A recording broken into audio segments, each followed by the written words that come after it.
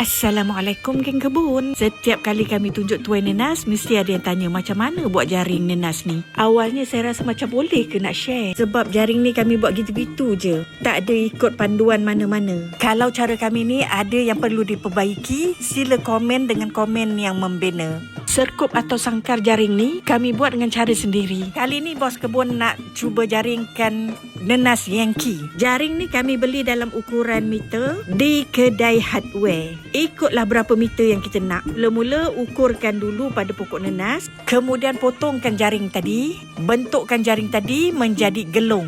Kemaskan gelong tadi dengan ikatkan kabel tie.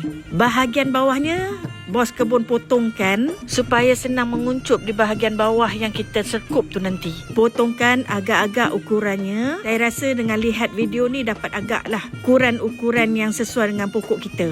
Jaring ni ukurannya bukan setakat untuk serkup buah nenas saja, tapi dengan sedikit daun-daun kelilingnya. Setelah diserkupkan, kita akan nampak bahagian jaring yang dipotong tadi akan menguncup di bahagian bawah, membentuk seperti yang dalam video ni. Bahagian atasnya kalau dibiarkan lopong macam ni, mudah bagi tikus dan tupai masuk dan makan buah nenas. Monyet mungkin tak dapat nak curi. Potongkan sama macam kita potong bahagian bawah tadi, tapi kali ni kita lipatkan dan kemaskan dengan kabel tie.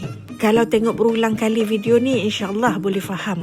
Boleh ikut macam mana bos kebun buat. Dalam jaring tadi akan keluar sulur. Sebab tu jaring ni kami buat biar lebih besar daripada buah nenas. Besaran sulur-sulur nenas tadi tak terganggu. Bila nenas dah matang, buka saja jaring tadi dan tuailah nenasnya. Memang akan ada keluar sedikit kos untuk buat jaring ni, tetapi jaring ni boleh guna berulang-ulang kali untuk buah nenas yang lain.